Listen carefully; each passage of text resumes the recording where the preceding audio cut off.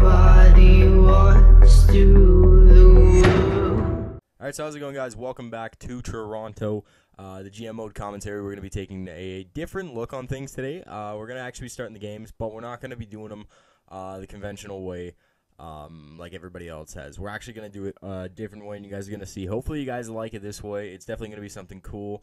Definitely something new that I don't think a GM series has ever done here on YouTube. So this is going to be the first one that does it this way. So hopefully you guys like that. It'll take a little bit more time for me, but not too big of a deal. So we have to go and we have to assign a captain.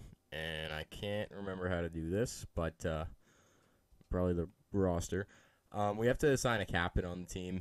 You know, I looked in the comments. You guys pretty much, nobody really commented all too much. But that's not beside the point. I'm going to give it to Phil Kessel. I think he deserves the captain. Or the captaincy. I just don't know how to do it. So, I'll figure it out. Hold on. So if we unassign the alternate for Kessel, and we're going to give Phil Kessel the C, Lupo and Bozak will continue. Actually, we're going to take the A off Lupo as well. We'll keep we'll keep the A on Lupo, take it off Bozak, and we'll give it to Ekman Larson for now. Just so we have like one on each line, pretty much, just so that way we can get some stuff done. Yeah, Mantha or Goudreau, Wynuk. Things look fairly decent. So, the captain's been decided. Phil Kessel is going to be our captain. Somebody did say that I had Anthony Mantha on like 2 lines or something, or he was on like 3 lines. There was Goudreau that was on 2 lines. That's what it was. So, we're going to have to switch him for somebody. I just don't know who. Move Booth there. And then, I don't know, left wing Booth, Van Riemsdyk's already on the line. Is Lupul on the line anywhere, or is he the one that's missing? Okay, so Lupul's missing. That's what the problem was. That could have been really bad, so let's go ahead and change that. So, Joffrey Lupul. Change in current line. There we go. So Joffrey Lupul was the guy we were missing. We're going to move Booth over here. Move Wynuk, Lupul. There we go. Mantha, Goudreau, Santorelli. That third line should be lights out for us. And, yeah, so I think all the rest of the lines are the same. Like the special teams, Kessel, Goudreau, Bozak, Mantha, Kadri, Bozak, Van Riemsdyk, Bernier, scratched, Colton or Matt Fratton, no lines. Yeah, everything else looks fine to me. So there's that done. So we will definitely be doing things that way. Calendar. So we're going to go ahead and sim to the first game of the season against Montreal and see how that works for us. So let's go ahead and sim to the first game of the season against Montreal. Simulate up to the day. Yeah, salary cap shit. Teams must be salary cap compliant. Waivers are infected, or it's starting in effect. Martin Brodeur doesn't want us. Whatever. I don't care. But yeah, so the first game here is against Montreal. So we're actually going to go ahead and jump into that game. All right, just before the simulation started, I wanted to show you guys that we did end up signing Thomas Vokoun, who I actually didn't show the offer for in the actual footage of the beginning of the episode or last episode, I think it was. But we did sign Vokoun. He's going to be our backup goaltender. So we're actually going to get into the first game right here. First game of the season, the Montreal Canadiens versus the Toronto Maple Leafs. We all know what happened in real life where Montreal Canadiens were going to win. P.A. Parenteau is going to walk this one in, pass it back to Markov. It's going to go to Plekanec, and he's going to put the first one in the net. Next thing you know, Parenteau's got it again. Loose puck to Pacioretty. Pacioretty's going back to Plekanec, and he's going to score the second goal of the game for the Canadiens, and we're down 2-0 in this game, and so there's a bad, costly turnover right there. Carter Ashton's going to pick that one up, and that one's going to go in by David Booth, and Carter Ashton is going to get the assist from Morgan Rielly there, or David Booth's going to get the assist from Carter Ashton, sorry. Jake Gardner and Booth right here you go. So Booth's going to carry this one in. It's going to go back to Komarov, and Komarov is going to snipe that one top corner, and that's going to tie it all up at 2. And here we are on the power. Montreal's on the power play. Bad turnover here. Lars Eller is going to rip one on Jonathan Bernier, and that is going to be your final score for the first game. 3-2 win for the Montreal Canadiens. Jumping into the second game here, we're 0-1 against the 1-0 Pittsburgh Penguins. The opening face-off. Here we go. Very good Pittsburgh Penguins team, but Kadri's going to win it. And we're going to take this one to Van Riemsdyk to Riley, who's going to dump it in. And there's going to be a little bit of a dump and chase action. So here you have Kadri giving it to James Van Riemsdyk, and Kessel with a 1v1-timer in the back of the net to beat Marc-Andre Fleury. Carrying it in the other end, there's going to be a bad turnover right here by Morgan Riley. Going to flip this one around, and it's going to be picked up by Christian Ehrhoff. Back to Letang, and Marcel Gock's going to bury the rebound back there. So it's going to tie it up 1-1. Next, we have Kadri gets knocked off the puck. Van Riemsdyk passes this one to Kessel. Kessel back to Van Riemsdyk, and that one's going to go top corner on Fleury for 2-1. And we're going to take the lead back in this game. But Pittsburgh doesn't let off pretty easy as Pascal Dupuis is going to walk this one in. Going to go back to Evgeny Malkin. He's going to go in the corner. Back to Dupuis. Back to Malkin. And he's going to then find Bo Bennett in front of the net to tie it up with 26 seconds left.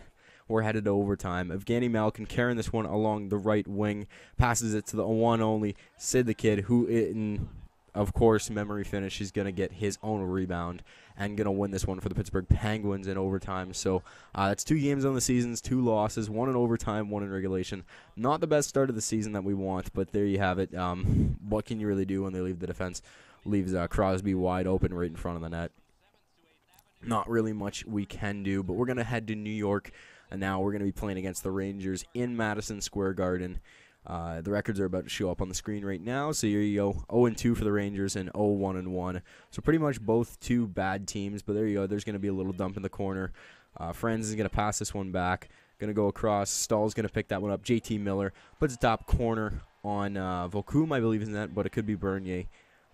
Could be very mistaken on that one. Not entirely sure. One of the two. So next thing you know, draw in the third period. Kadri's going to win that one back to Jake Gardner. He's going to be able to beat Cam Talbot because I know Talbot's in that. He's going to beat him far bottom corner.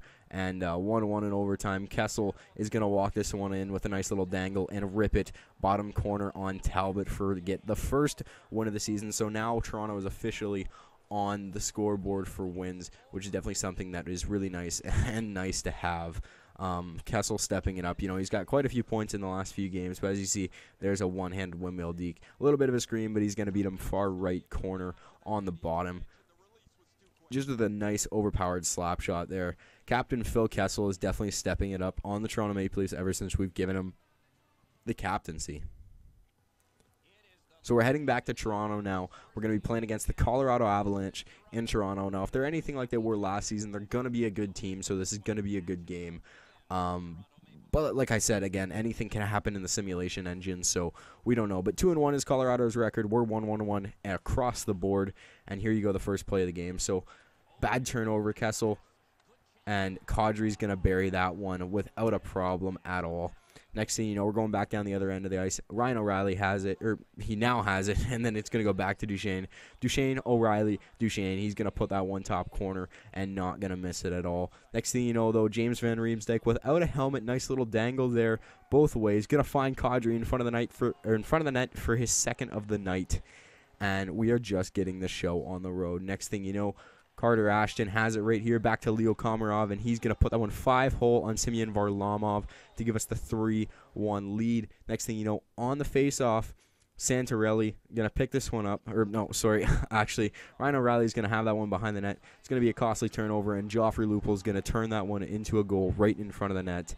And 4-1 lead now for us. Going back down the other way, Matt Duchesne has it. Going to cut inside, go back to Landeskog. A little bit of a nice little move. Going to beat us top corner on the left side. Just stick high. Can't really do anything about it. Kadri's then going to walk this one over to James Van Riemsdyk. And this one's going to go to Kessel for the empty netter and the dagger in the coffin. And eventually the win of the game. So that's the final score, 5-2. And now we're in Toronto against one of the biggest rivalries in sports, the Detroit Red Wings against the Toronto Maple Leafs. So, I figure this being the first game of the season between Detroit and Toronto, we'd rock with the Winter Classic jerseys from last year. And as you can see, first time since, again, last year at the Big House, we're wearing the G's jerseys, a 3-0-0 record for the Wings. And this is why, as you can see, Zetterberg dangles out in front of everybody, and European Connection finds Pavel Datsyuk in front of the net. No problem. Next thing you know, back again. Look who picks it up other than the Magic Man. He's going to drag that one, find Goose, and Goose is going to bury that one. Again, another European Connection. And this was the story of the game. As you can see, Nyquist going to carry this one in now. He's then going to find Pavel Datsyuk, who's then going to lose the puck down behind the net, but there's going to be a better turnover. And Zetterberg is then going to find Datsyuk again in front of the net while no one is ahead. And now it's 3-0 Detroit. Not really much you can do, but hey, look at this snipe right here by Johnny Hockey. Gaudreau gets his first goal, and it couldn't have been a better goal. That was a nice goal by Gaudreau, and Franz is going to, or that wasn't Franz who shot that one. Yeah, I know he scores the goal, but definitely a big miss right there. Turnover, big turnover, and Franz is going to net the empty netter for the 4-1 final in that game. We're going to drop this game to the Wings. But, you know, next thing up, we're going to head to Detroit. We're going to be playing in the Joe, and hopefully trying to turn our luck around in this game, trying to get the win. As last time we played against the Wings, we weren't able to do it. We got shut down in our home arena. But again, 4-0, 2-2-1. Definitely a hard team to compete against. But here you go. So you have Morgan Riley going to Jake Gardner, back to James Van Riemsdyk, back to Riley, in front to Kadri. He's going to get that one in top corner of the net. And next thing you know, DeKaiser back down to Smith. Tommy Tatar going to rip that one far right bottom corner without a problem at all. So here you go again. As you can see, there's going to be a fight here between Carter Ashton and Justin Ablocator. I do jump this one ahead a little bit to show you that, you know, we might not be able to win games completely yet. I'll go on a terrible win streak, but we can definitely win some fights, that's for sure. So there's a little dump in right there. There's going to be a bad play by Jonathan Eriksson. Turnover by James Van Riemsdyk, and Kessel is going to find the back of the net all day to that one. I did lose the second goal for Detroit in this one, so we're headed into overtime. Not sure exactly who scored it, but there's James Van Riemsdyk. He's going to do a little bit of dangles. Going to find Bozak 5-hole on Jimmy Howard, and we're going to take this game in Detroit in overtime without a problem. So there you go. 1-1 against the Wings on the season. Hopefully we can turn that when we play them later on. Next thing you know, we are going up against the New York Islanders, who are 3-2, pretty much a similar record to us. And this is where the third line really starts to click for us in this game. So Santorelli is going to pick this one up, lose it, and then pick it back up in front of the net. And he's going to beat Halak far side high. So Santorelli gets his first. Next thing you know, we're going to give this one to Van Riemsdyk. He's going to miss the net by a mile. And Van Riemsdyk is then going to take it back to Kessel. And that connection has been working like us for crazy in this game as well. Van Riemsdyk to Kessel without a problem. Kadri misses the wide open net. Van Riemsdyk picks it up for a weird angle, and it manages to tuck that one on the goal line for the 3-0 lead. But 26 seconds left in the game. Anything can happen. Franz Nielsen back to Travis Hamonic, who's going to clap that one home. There goes the shutout, and 3-1 the Islanders. But we're going to go and carry this one. So Kessel's going to go ahead and bury the dagger for the empty net, fourth goal of the game, as we think. Franzen going to carry this one to Wynuk. Wynuk's going to dump it around the net. It's going to be picked up to Lupul and back to Wynuk. No sportsmanship at all for the computer in this game, as Wynuk's going to tuck that one in front of the net, give us the 5-1 win over the Islanders. And that, honestly, can't really expect more crazy stuff to come out of the simulation engine other than that. We're headed to Ottawa, Ontario now, where we're going to play against the Senators. And this game also, pretty much from these games on, the third line really started to click for us quite some bit. As you'll see, 4-2-1 record for us and a 4-1-0 record for the Sens. So here you go. You have Lupul carrying this one around.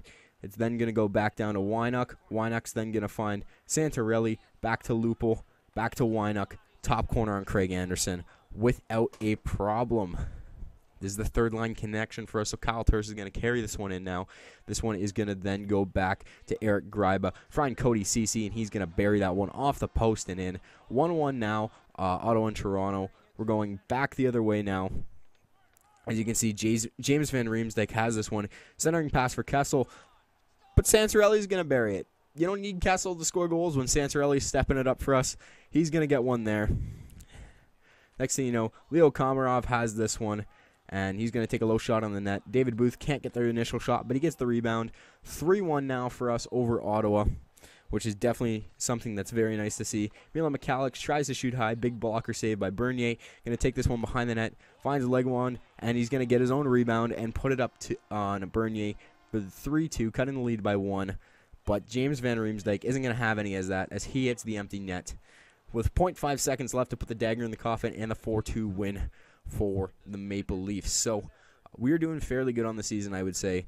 Definitely better than what I thought at this point, which is something that is pretty impressive. And, yeah, so we're heading back to Toronto against the B-Town Bruins. 3-4-2. We can't have a monumental collapse like what happened 2 years ago in the playoffs. Up, quite a bit, and just absolutely terrible happened. So this play actually is all over the place. So Gregor Campbell gets this one back to Frazier. It's going to go back to Boychuk, to Hamilton, and Chris Kelly is actually going to bury that one in the back of the net for the first goal of the game in the second period. Next thing you know, Kadri is going to have this one, loses it. Chara picks it up. It goes back to Lupul. Then going to find Morgan Riley right here. Back to Kessel. Lupul's going to put that one far corner, and it's going to tie it up 1-1 in the third. On the draw here, we have Tyler Bozak taking the draw for us. He's not going to win it, though. It's going to go back to Bergeron, and then Boychuk's going to cough that one up. Bozak's then going to find Van Riemsdyk in front of the net in overtime for us to get the win. So that is definitely something nice to have. A bittersweet overtime ending for the Toronto Maple Leafs over the Boston Bruins. We're going to get the 2-1 win on this one as Rask just was a little bit out of position for it. Actually, here's the goalie cam for it, as you can see, just a little bit out of position, and he couldn't get there in time. Again, back in Toronto for this game.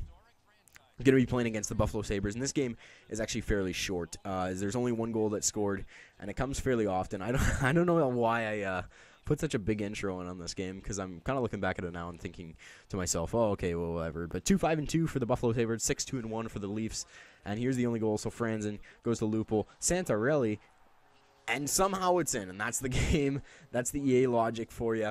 And Santorelli's going to bury that one to the back of the net, and we're going to actually walk away with a win. So now I believe we are 7-2-1, if I'm not mistaken, or 5-2-1, or something like that. We'll see in the next game. We're actually going to be going up against the Columbus Blue Jackets in Columbus, and we're on the road for this one. Downtown Columbus looks pretty nice. Definitely looks pretty nice. Cool place to stay at, I guess. I've been there once. Definitely a pretty nice place. But as you can see, the arena. Look at the Blue Jackets record of 5-2-2, 7-2-1 for your Toronto Maple Leafs. So actually, we're going to carry this one in, and Lupul's going to pick this one up. Dying seconds, Santorelli, and this is some more EA logic. It's sitting on the line. Bobrovsky goes to grab it, and it goes in the back of the net. We'll take it 1-0 though. Hartnell's going to intercept this one. Going to go back to Wiz Johansson. A beautiful play, and Nathan Horton's going to bury that backdoor play. Definitely a nice goal to have. And then EA Logic gets us right back at Brandon Dubinsky, able to get an EA Logic goal on us as well. So 7-3 Blackhawks going up to 7-3-1. Leafs definitely very even. Sharp to Versteeg. Chicago takes the early lead in this game. Not much we can do about it. And this one going to go actually from Bickle to Saad. So then Saad's going to put that one up for the 2-1 lead. Lupul's going to carry this one in. And again, third line connection. Going to find Santorelli, but Santorelli's going to cough that one up. Lupul's going to pick it back up. Find Santorelli on the really nice play right there. Cut the lead to 1. 2-1 Chicago. Next thing you know, Richard's going to pick this one up and find Patrick Sharp. Bernier's going to glitch through the post there. And, yeah, so David Booth going to walk through everybody and put it 5-hole on Crawford, but that is too late. So that is the end of the first month. Let me know what you guys think, actually, about this entire gameplay simulation, kind of like this TSN Sports highlights. If you guys like it or if you don't, let me know. Here are the stats. Here are the stats for the end of the first month. Games played point-wise. Kessel and Van Riemsdyk and Kadri all point-a-game players, and then Santorelli. So thanks for watching, guys. Let me know what you guys think next time.